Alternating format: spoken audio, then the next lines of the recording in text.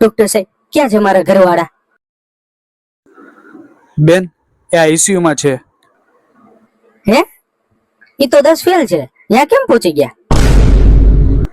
હે? અરે બેન એમની હાલત બહુ ખરાબ છે, જલ્દીથી જલ્દી ઓપરેશન કરવું પડશે. હે? એ મને નથી આવડતું. અરે ઈ તો અમે જ કરવાના છીએ. હા તો કરો.